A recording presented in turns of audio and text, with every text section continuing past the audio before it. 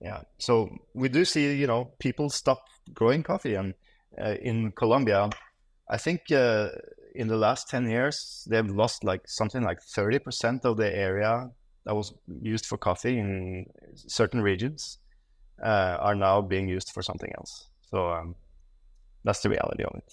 Welcome to the Daily Coffee Pro by Mapper Forward, friends. I'm your host, Lee Safar, and this is episode 3 of a 5-part series with Tim Wendelboe, where we're talking about the evolving specialty coffee market. And in this episode, we're talking about what this shifting means for producers. Tim, what are you most concerned about in the way that this shifting is going to impact producers? Well, it's difficult to say to a producer that you should focus on quality because that brings higher value to your product. Because I do see that it's not happening. What the farmers actually need is long-term investment in their farms, not just like a one-time sales of a good price and then the next year nothing happens. So, for instance, I use Colombia as an example a lot because I spend a lot of time there. I have my own farm there, so I do see kind of a lot of the mechanics going on there, or mechanisms. And a lot of times you see buyers coming there, they go to some kind of exporter's office or something like that, and they cup through, hundreds of coffees, pick the best one. They pay a premium for that, which is, good. The premium might not be enough for covering the cost of producing a quality coffee, but that's a different story. And then they leave, and then they say, oh, this coffee is from Jose or whatever, and they're happy with that. The next year they come back, they do the same exercise. It turns out Jose's coffee wasn't that good that year, so they don't buy it. They buy from Maria instead. And Jose is in despair because he thought his coffee was good, but no one told him why his coffee was good. He doesn't understand why his coffee was better that year because it was maybe random.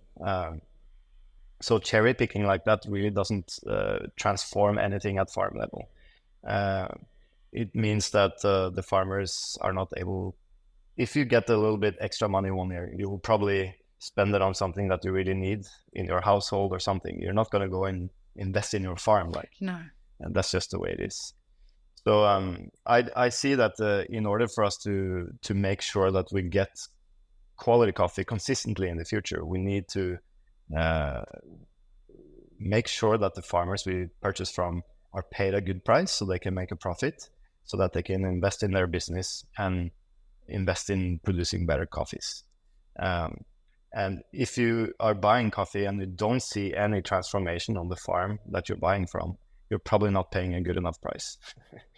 Because most farmers that I have met really want to, invest in their farm if they can, but most of them don't have the money for it. And that's because at the moment, the reality is the market price for coffee is lower than the production cost, especially in Colombia.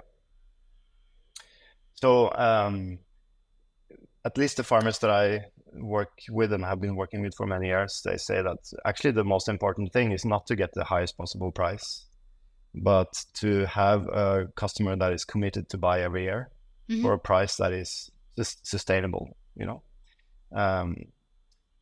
and only when they have that can they take the risk to invest in better equipment, better infrastructure on the farm, because they know that they will have a buyer to buy coffee, a certain volume for a certain price.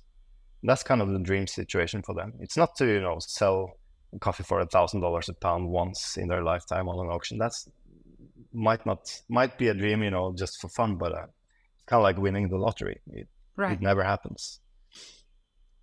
So what I do see is that when like we talked about in the first episode, I do see a shift in the market where roasters are asking for cheaper coffees, lower quality, lower prices. I know, buyers of coffee from some of the producers I buy from have called them to ask if they can lower the prices because they have inflation in their own country. Right. Like they don't have inflation in Honduras, for instance. Yeah. No, so, that's not happening. Exactly. So when we in our end start to push prices down, and the only thing the farmers see is that fertilizer prices are going up, labor cost is going up, labor is getting scarce because, like in Central America, a lot of the workforce is migrating to the US illegally. So it's hard to get labor. Electricity is going up, gas prices are going up, food prices are going up, and the market price for coffee, it goes up and down, and mostly it's very low. And at the moment, it's lower than the production cost. So I actually talked to Moises, that I buy from in Honduras, and Diego Barahona, who I buy from in El Salvador in November. Yeah. And they both told me that for next year, they're actually going to stump maybe half of their coffee trees, which means cutting them down because it's just too much work and they, a lot of the coffees they sell, they can't sell for a good price. So it's better for them not to produce coffee than to produce coffee. So and they still have buyers who buy coffee, so they will cater for that. But yeah, so we do see, people stop growing coffee. And in Colombia, I think in the last 10 years, they've lost something like 30% of the area that was used for coffee in certain regions are now being used for something else. So that's the reality of it. Folks, our first on-demand workshop, How to Become a Coffee Consultant, is now available for you to learn at your own pace, and it comes with a certificate upon completion. Go to mapitforward.coffee/workshops or click the link in the show notes for more details.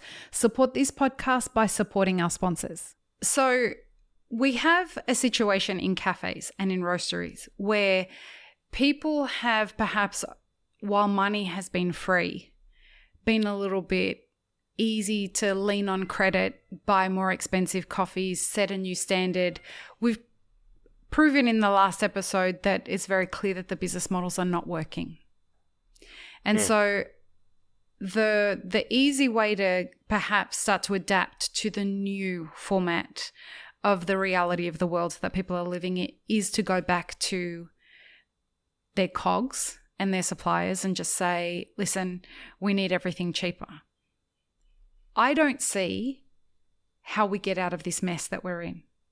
As an industry, I don't see the way out. I see that given that we've got market saturation, given that people haven't invested the time and a lot of the effort en masse to really be very intentional about having a unique way of offering their services so that they do stand out from the rest of the market. Now the economy is going to hold a lot of business owners very accountable. Where do you think we go from here? And why do you think that the producer is going to be the person that's left holding the bag as these businesses go out of business? I do think that consolidation in the market can be healthy sometimes because there has been maybe an over-establishment for a while.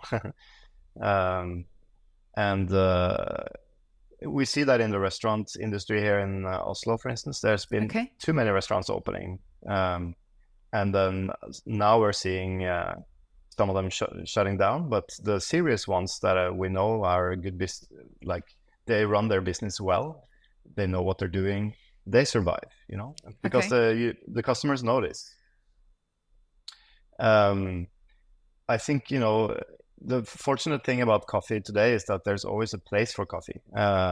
So mostly all coffee that is produced is being sold. But the problem is, which you can say about the bigger buyers, is that the price they are paying for the coffee isn't good enough because it doesn't cover the production cost.